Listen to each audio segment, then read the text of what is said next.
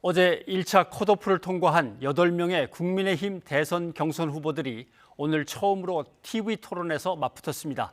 최진봉 성공회대 교수와 좀 살펴보도록 하겠습니다. 어서 오십시오. 안녕하세요. 예. 그동안 발표회가 있었고 예. 그다음에 면접관과 후보 이 사이에 이제 압박 면접 이런 건 있었습니다만 후보들끼리의 치열한 토론은 이제 오늘이 처음이었습니다. 그렇습니다. 총평을 하신다면 오늘 토론회 어떻습니까? 일단은 처음으로 이런 모습을 봤기 때문에 이 모습 자체는 잘 시작을 했다 그렇게 말씀을 드리고 싶어요. 다만 주도권 토론 시간이 좀 짧아서 예. 답변을 듣는 게 한두 문장 하면 끝나는 시간 정도였거든요. 그리고 이제 오늘 특징을 보면 윤석열 후보 입장에서는 가능한 한 이제 욱하는 모습이나 화를 내는 모습을 보이지 않으려는 노력을 많이 예. 하고 있는 모습이 보였고요. 그래서 본인한테 집중적인 공격이 들어왔는데 본인은 정작 본인이 주도권을 가지고 다른 사람을 질문하라고 했을 때 원희룡 후보하고 안상수 후보한테만 질문을 했거든요. 그러니까 사실은 이제 가장 경쟁이 되고 있는 홍준표 후보나 아니면 유승민 후보를 보통은 이제 공격을 할 걸로 알았는데 글쎄요. 전혀 공격을 하지 않고 그러면서 그쪽 두 분 유승민 후보하고 홍준표 후보가 상당히 좀 강하게 밀어붙였는데 거기에 대해서도 아주 침착하게 대응하는 네. 모습을 보이는 걸 보면 아마도 오늘 토론회에서 그런 부분들이 부각되는 걸 좀 의식한 게 아닌가 이렇게 볼 수 있을 것 같습니다. 네. 역시 이제 제일 관심을 모았던 것은 윤석열 후보가 예. 이제는 토론회장에서 어떤 모습으로 이제 보일 것인가, 실력 발휘를 할 것인가 이거였는데 말씀하신 대로 눈에 띄게 네. 뭔가 활약은 안 했습니다만은 그래도 나는 무엇입니다 한마디로 하라 그러니까 나는 강철입니다. 강철입니다. 두들길수록 강해지는. 그렇죠. 뭐 나름 의미 있는 말이었던 것 같아요. 그렇죠. 현재 상황과 잘 연계된 표현이라는 생각이 들어요. 그래서 저 질문을 미리 들었는지 안 들었는지 제가 잘 모르겠습니다. 네. 아마 제작진에서 알려줬을 수도 있고 안 알려줬을 수도 있는데 어쨌든 강철이라는 표현 자체는 지금 현재 본인이 정치적으로 여러 가지 이제 의혹에 쌓여 있는 상황이고 또 이제 본인 가족과 관련해서 장모와 부인과 관련된 수사가 지금 진행되고 있고 재판도 진행되고 있는 상황 네. 아니겠습니까? 그런 상황을 아마 빗대서 얘기하는 것 같아요. 즉 현 정부가 본인을 계속 공격하고 있고 검찰도 정치 공세를 통해서 본인을 공격하고 있다. 이런 이미지를 만들어내려고 하는 겁니다. 그러면 핍박받는 이미지가 생기고 그렇게 되면 이제 보수층을 결집하는 그런 요소로 작용할 수 있기 때문에 강철이라는 표현을 쓰면서 그렇게 공격을 하더라도 본인은 절대 무너지지 않는다라고 하는 이미지를 심어주려는 의도가 있지 않나 이런 생각이 듭니다. 예. 그러나 지금 여러 가지 악재를 만나고 있기 때문에 다른 후보들 입장에서는 흔들어서 어떻게든 그렇죠. 표를 좀 떨궈야 됩니다. 예. 그런 점에서 치열한 공방이 이제 윤석열 후보를 두고 벌어지는데 그중 일부를 한번 좀 들어보시죠. 예. 대통령이 왜 데려가십니까? 저는 우리 국민들께서 기존 그 정치권에 대해서 많이 실망을 하셨고 그리고 제가 공정과 이 상식을 지키기 위해 살아있는 권력과 싸우는 모습을 보고 좀 무너진 이 법치와 상식을 좀 바로 예. 세워달라는 그 부름을 예. 제가 확실하게 이행할 수 있을 것 같고 또 경제나 이런 모든 문제도 결국은 이런 다음 코로나 위기 이후에 네, 경제, 안보, 복지, 노동 양극화, 인구 위기 이 해결해야 될 문제가 한두 가지가 아닌데 네. 6개월 전에 대통령이 될 결심을 하고 평생을 검사로 살아오신 분이 대통령감이 된다고 생각하십니까? 자격이 있다고 생각하십니까? 거기에 대해서 간단한 답변만 좀 듣고 싶습니다. 네, 저는 제가 대통령의 업무를 수행하는데 네. 전혀 문제가 없고 예. 그리고 26년간의 이 검사 생활이 다양한 분야를 경험을 했기 예. 때문에 어떤 각도에서든 알겠습니다. 그 분야의 예. 정상까지 가본 사람은 할 알겠습니다. 수 있다고 저는 생각합니다. 예. 뭐 캐치플레이즈는 정권 교체, 상식과 공정의 회복 내걸고 있을 수 있지만 그냥 6개월 사이에 준비해 가지고서 정치의 그 복잡한 이런저런 메커니즘이나 아니면 여러 가지 국제적인 이슈까지 섭렵할 수 있었겠느냐? 준비가 안 됐다 이 얘기예요. 그렇죠. 유승민 후보는 그걸 이제 강하게 이제 공격을 한 거죠. 사실은 문제를 지적을 했는데 이 유승민 후보의 지적은 타당하다고 보여져요. 왜냐하면 국민은 누구나 그렇게 생각할 수 있거든요. 예. 그러니까 대통령이 되려고 마음먹기가 얼마나 됐냐는 6개월 정도 됐다고 본인이 얘기를 했어요. 왜냐하면 검사 시절하면서 대통령 후보가 되겠다고 얘기했다가는 본인한테 상당히 이건 역공이 될 수 있는 거거든요. 그래서 그런 마음이 있다 하더라도 그렇게 말을 못할 거고 어쨌든 본인은 6개월 정도 있다고 얘기를 했는데 그렇게 되니까 그럼 6개월 동안 어떻게 대통령을 할 수 있을 만큼의 자질이나 능력을 준비할 수 있었겠느냐 예. 하는 문제를 파고든 것이고 이제 윤석열 후보는 본인은 자격이 있다고 생각한다. 그리고 20몇 년 동안 검사 생활하면서 여러 경험을 했다라고 얘기를 했는데 구체적으로 어떤 부분이 그걸 증명해내는지 하는 부분은 설명을 할 수가 없었죠. 시간도 좀 부족했고 그런 얘기는 없었기 때문에 이건 이제 유승민 후보가 얘기하는 그런 부분에서는 앞으로 아마 윤석열 후보가 더 설명을 해야 될 것 같아요. 네. 그러니까 검사 생활 20여 년 한 거 가지고 모든 경험을 다 했다라고 얘기하는 것은 상당히 설득이 좀 떨어질 수 있거든요. 그래서 어떤 일을 어떻게 했다는 것을 좀 설명이 필요하다고 이제 보여집니다. 앞으로 토론회가 또 1차, 2차 더 되면 그렇습니다. 거기서 나오겠죠. 예. 요즘 지지율이 가파르게 상승하고 있는 홍준표 후보인데 이번에 한마디로 뭐라고 당신을 표현할 수 있습니까? 그러니까 무야홍, 예. 무조건 야당 후보는 이제 홍준표 이렇게 했는데 다른 후보들이 또 그걸 가만 놔둘 수 없죠. 예. 공세가 이어지는데 한번 보시죠.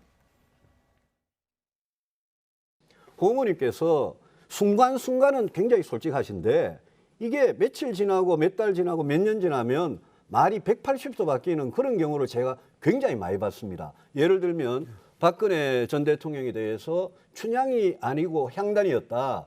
탄핵을 당해도 싸다. 또 헌법재판소 판결에 대해서 뭐 박근혜 대통령은 잡범이었다. 이런 표현을 쓰시고 모병제에 대해서도 4년 전에는 택도 없는 공약이다. 젊은 사람들 표 얻으려고 이건 완전히 얄팍한 술책에 불과하다.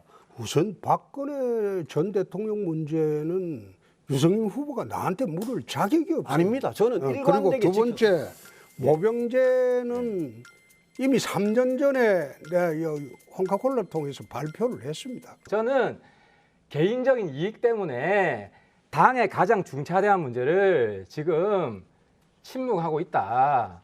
공보다는 사가 앞선다는 비판을 하지 않을 수가 없고요. 그리고 민주당에 대해서 촌철살인 비판을 얼마나 잘하셨어요. 아니, 그럼 나도 답변을 할까요? 한번 좀 예, 해주세요. 예. 뭐 민주당이랑 하태경 입장이 뭐가 의원이 다르세요? 이런 말 한 게 어제 오늘이 아닌데 지금 정치권에 들어가서 뭐 계속 저보고 그런 식으로 몰아붙인 게 어제 오늘 일이 아닌데. 제가 몰아붙여서 많이 좋아지셨잖아요. 아니, 요즘 인기도 no, 오르시고. 정치 그래 하시면 안 돼요. 네. 그러니까 인기에 영합하려고 사이다 콜라 발언만 맨날 하다 보니까 말이 이랬다 저랬다 하는 거고 어떨 때는 오히려 당에게 해로운 쪽으로 자기 이익만 취하고 당을 생각 안 하는 경우도 있지 않냐. 좀 상당히 강하게 나오네요. 강하게 얘기를 하죠. 그러니까 사실은 이제 홍준표 후보의 지지율을 보면 최근에 예. 지지율을 보면 젊은층 남성의 지지율이 많이 늘었거든요. 이제 그런 부분을 의식해서 이렇게 발언을 바꾸는 게 아니라 이런 지적인 것 같아요. 그러니까 본인이 이제 유튜브 방송을 하면서 많은 부분 젊은이들로부터 인기를 좀 끌었고요. 예. 사이다 발언을 하면서 젊은층의 지지율도 많이 올라왔어요. 그러다 보니까 이번 물론 뭐 결과는 밝혀지지 않았습니다만 8명으로 추려지는 선거에서도 경선에서도 일정 부분 젊은층의 지지를 많이 받은 걸로 알려지고 있습니다. 그런 예. 차원에서 본다고 하면 이제 홍준표 후보 입장에서는 많은 부분 예전에 얘기가 달라진 부분 분명히 있어요. 그걸 이제 하태경 후보가 집중적으로 공격을 한 거고 예. 마지막에 이제 민주당을 그렇게 열심히 비판하던 이번은 왜 조용하고 당내에 있는 인사를 비판하냐 이런 뉘앙스거든요. 예. 제가 생각한데 지금 하태경 의원의 질문은 그런 것 같아요. 이번에 이제 고발 사주 이 문제에 대해서 적극적으로 비판을 안 하고 여당을 비판 안 하고 왜 당내 후보를 공격하냐 이런 의미인 것 같은데 뭐 홍준표 후보는 지금 입장에서는요. 1위 후보를 적극적으로 공략을 해서 그분의 지지율을 끌어와야 되는 상황이에요. 그런 상황이라고 하면 당내 1등을 달리고 있는 지금 현재까지는요. 물론 뭐 이게 왔다 갔다 합니다만 지지율이 윤석열 후보를 공격할 수밖에 없는 상황이기 때문에 저는 전략을 쓰는 게 아닌가 보여집니다. 그래서 사람들은 홍준표, 윤석열, 홍준표 두 사람이 이제 토론에서 맞붙으면 얼마나 흥미롭게 진행이 되나 이걸 기대했는데 예. 한번 두 사람의 장면 보시죠. 예. 예. 사실 윤 후보님은 정치권에 들어오시기 전에 박근혜 전 대통령 수사팀장 하면서 구속시킨 그 공로로 5계단을 건너뛰어가지고 중앙지검장을 했어요. 중앙지검장 때는 우리 보수 진영을 괴멸시키는데 앞장을 서고 거기다가 1000여 명을 소환 조사를 하고 200여 명을 구속하고 그중에 5명이 자살을 했습니다. 그렇게 했으면 정치판에 들어올 때 우리 당에 들어올 때 당원이나 대국민 사과라고도 하는 게 그게 맞지 않습니까? 대답해 보세요. 글쎄 저는 제가 당시에 그 검사로서 맡은 소임을 했고 그리고 법리와 증거에 기반해서 제가 일을 처리했는데 이것에 대해서 제가 검사로서의 한 일에 대해서 사과를 한다는 것은 그거는 맞지 않고요. 윤석열 전 검찰총장은 저 부담 때문에 사실 유경수 여사 생가도 방문을 하고 했던 건데 예. 그 질문이 나옵니다. 그러나 사과는 하지 않겠다 이 얘기네요. 그렇죠. 그러니까 딜레마라고 저는 봐요. 윤석열 후보 입장에서는 본인이 그럼 수사했던 수사를 부인할 수도 없는 거잖아요. 네. 국정농단 수사의 중심에 있었고 그 수사에 대해서 본인이 부인하게 되면 본인 정체성이 부인되는 겁니다. 그럼에도 불구하고 한편에서는 또 지지를 끌어내기 위해서는 친박 진영에 있는 사람들의 지지도 끌어내야 되는 상황이에요. 네. 그러니까 아주 딜레마에 빠져 있는 상황이라고 저는 보는데 그래서 애매모호한 입장에 설 수밖에 없다고 저는 봅니다. 그러니까 공식적으로 저런 질문이 왔을 때 검사로서 역할을 제대로 했느냐 안 했느냐 문제가 나오면 원칙론을 얘기하고 네. 그리고 나서 이제 유경수 여사의 뭐 생가를 방문한다거나 아니면 박근혜 전 대통령에 대해서도 좀 안타까운 마음이 있다 이런 표현을 또 쓰지 않았습니까? 예. 그건 결국 또 정치적으로 그분들을 끌어안으려는. 근데 문제는 뭐냐면 이게 양날의 검이 될 수 있다는 거죠. 그러니까 필요할 때마다 본인이 그런 입장을 취하는 것을 국민들이 볼 때는 일관성이 없다고 볼 수도 있고 정체성에 혼란이 올 수도 있다는 비판을 받을 수 있는 부분도 있어서 그 부분이 사실 앞으로도 윤석열 후보가 넘어서야 될 예. 그런 산이 아닌가 이렇게 보여집니다. 그리고 이제 윤석열 후보에게 나름대로 아픈 질문. 자신의 비전과 자신의 능력으로 빛이 난 게 아니라 예. 조국 전 장관하고 대결하다 보니까 추미애 장관하고 대결하다 보니까 반사 이익을 얻은 게 많지 않냐라고 하는 이제 질문이 있었는데 그렇습니다. 여기에 대해서는 뭐 또 쿨하게 나름대로 인정하는데 예. 그러나 지금 나한테 가해지는 이런저런 공격은 너무 오랫동안 계속 집요하게 공격하는 건 이건 부당하다 이런 뜻인 것 같습니다. 그렇습니다. 그러면서 조국 전 장관 얘기도 했어요. 그러니까 조국 네. 전 장관을 그렇게 집요하게 수사하는 게 맞느냐는 지적도 있었거든요. 그랬더니 그거는 몇 달 동안이었고 본인 뭐 예를 들면 가족, 장모, 그다음에 부인 관련된 문제는 아주 오랫동안 수사를 했다 이러면서 예. 이제 비교를 한 건데 뭐 그거는 그 사안이 좀 다르다고 저는 봅니다. 그러니까 조국 전 장관 같은 경우야 청문회 과정에서 나온 얘기를 가지고 수사를 해서 집중적으로 그때 수사를 했던 것이고 장모 관련된 수사는 다른 쪽에서 문제가 발생하고 고발이 들어왔기 때문에 수사를 진행해서 오랫동안 예. 진행된 거기 때문에 기간의 문제는 아닌 것 같고요. 어쨌든 윤석열 후보 입장에서는 본인이 그냥 뭐 조국 전 장관을 수사한 게 일방적인 게 아니라 본인도 수사를 받고 있다라고 하면서 네. 본인도 피해자라고 하는 부분들 좀 부각시키는 그런 발언을 했습니다. 예. 아무튼 유승민 후보는 민주당이 가장 무서워하는 후보는 나다. 네, 정권 그렇게 교체를 이룰 얘기했죠. 사람은 나다. 황교안 전 대표는 나는 부드럽지만 강하다. 네. 하태경 의원은 나는 4강에는 반드시 들어간다. 뭐 다들 한마디씩 했습니다. 네. 최재형 전 감사원장은 나는 모든 사람을 감싸 안는 그렇습니다. 열심히 일하도록 감싸 안고 보호해주는 우산이 되겠다. 등등등. 원희룡 지사는 맨 처음에 저 무슨 말인지 못 알았습니다. 귤재앙이라고 그래갖고 예. 이게 민주당하고만 싸우면 다 이겼다는 이겼다. 뜻이군요. 그렇죠. 민주당한테는 재앙이다. 그렇습니다. 제주에 있을 때 이제 민주당하고 싸워서 이겼다 이거 본인이 또 제주 지사를 네. 했지 않습니까? 그래서 귤 재앙이다 이렇게 얘기를 한 것 네. 같은데 민주당의 재앙이 됐다 이런 됐다. 표현으로 예. 본인의 이름을 이렇게 붙였습니다. 안상수 후보는 나는 타협과 협치를 네. 이뤄내는 마에스트로 지휘자다라고 네. 했는데 자 오늘 토론회로 봐서는 앞으로는 어떻게 진행이 될 것 같습니까? 앞으로는 국민의힘 경선. 조금 더 직접적인 질문을 할 것 같아요. 오늘은 이제 처음이었고 아마 홍준표 후보도 물을 게 많았을 거라고 저는 생각하거든요. 오늘 예. 근데 사실은 그 문제는 전혀 거론이 안 됐어요. 고발 사주 의혹에 관련된 얘기가 안 됐는데 아마 네거티브에 대한 걱정을 한 것 같아요. 홍준표 후보 입장에서 처음부터 예. 그걸 질문했을 때 네거티브를 통해서 본인한테 불리한 상황이 될 수도 있고 또 당내 반발 여론들이 있을 거를 우려해서 그런 표현을 안 쓴 것 같은데 앞으로는 아마 그런 문제가 나올 가능성이 있다고 봅니다. 예. 자 민주당 얘기도 해봐야 되겠습니다. 광주에서 이제 결정적인 TV 토론회가 열려야 되는데 네. 코로나19 확진자가 아마 나온 그렇습니다. 모양입니다. 그래서 다음 주로 연기되는데 네. 일주일 연기되면은 어느 후보가 유리해집니까? 뭐 지금 상황에서 어느 후보가 유리한다 이렇게 얘기하기 좀 어려울 것 같아요. 왜냐하면 예. 일주일 동안 시간을 벌었기 때문에 아마 현지에서 직접 스킨십도 하고 사람들을 만나고 이러면서 더 많은 이제 선거운동을 할 수 있는 기회가 되지 않겠습니까? 경선에서 이기기 위한 발판을 마련하기 위해서.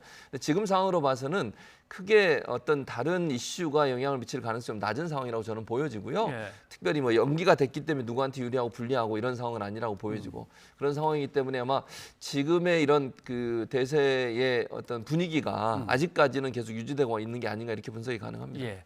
그동안 민주당 내에서 친문 세력이라고 할 수 있는 어떤 커다란 그룹은 예. 이재명 지사가 내놓는 정책에 대해서 그건 좀 어렵겠는데 이런 식의 이제 부정적인 입장들은 내놨지만 예. 누구를 지지한다고 분명하게 나서지는 않았었는데 그렇습니다. 홍영표, 김종민, 신동근 친문 세 의원이 이제 이낙연 후보 쪽으로 분명하게 공개 지지를 선언했습니다. 그렇습니다. 파급력이 얼마나 있을까요? 근데 저는 이렇게 생각해요. 이미 그 이재명 후보 측에도 친문으로 분류되는 분들이 가 있는 분이 있습니다. 예를 들면 뭐 예. 민영배 의원처럼 그분이 처음으로 뭐 청와대 근무도 했었고 했던 분인데 국회의원 되거나 처음으로 그분이 이제 호남에서 이재명 후보를 지지하는 선언을 했지 않습니까? 예. 그렇다고 하면 이 세 분이 간 것도 의미가 있지만 제가 볼 때는 친문 지정이 어느 한쪽을 지지하거나 몰아주는 분위기는 아니라고 저는 생각해요. 이번 선거에서는 아마 분화됐다고 저는 보는데요. 여러 캠프에 각각 분화돼서 본인의 입장을 내는 것이지 또 문재인 대통령도 어느 한 후보를 지지하고 있다고 보지 않기 때문에 예. 제가 볼 때 이 세 분 홍영표, 신동근, 김종민 의원이 이낙연 후보를 지지하는 것이 뭐 약간의 변화를 불러올 수는 있겠지만 예. 큰 대세에 영향을 미칠 수 있는 요소까지 작용할까는 좀 의문이라는 생각이 들고 아까 말씀드린 것처럼 이재명 후보 측에도 캠프에 이미 친문 진영에 있었던 분들이 와 있는 분들도 많이 있기 때문에 예. 저는 뭐 친문 진영 이번 선거에서 특별히 어느 쪽에 힘을 실어서 그걸 통해서 경선에 영향을 미칠 수 있는 정도까지 가기는 좀 한계가 있지 않을까 그렇게 봅니다. 근데 민주당에 갑자기 쟁점이 하나 생겼습니다.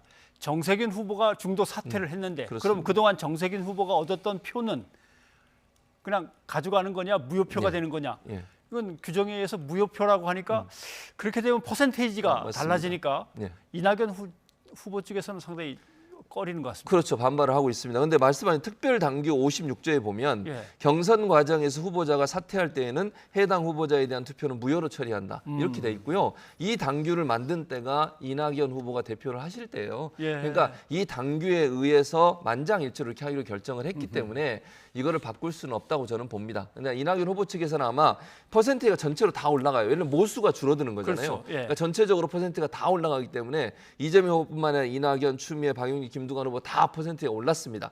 다만 이낙연 후보 측에서는 이게 1차에서 50% 이상이 되는 것에 대한 우려예요. 49.9와 50 그렇죠. 다르니까. 네. 그러면 이제 결선 투표를 안 하게 되거든요. 예. 그러니까 이낙연 후보 측에서는 지금은 추격하는 입장이 있기 때문에 결선 투표까지 가는 게 목표고 그래서 아마 이 문제를 거론하시는 것 같은데 이미 특별 당규에 저렇게 규정이 돼 있기 때문에 저걸 바꾸기는 어려울 걸로 보여지고요. 예. 일단 열심히 뛰어서 능력을 발휘하셔서 예. 넘어서는 방법을 찾는 게 뭐 좋을 것 같습니다. 광주의 모든 곳을 다 걸겠죠. 그럼요. 그럴- 그럴 것 예, 같습니다. 알겠습니다. 오늘 여기까지 듣도록 하겠습니다. 고맙습니다. 감사합니다.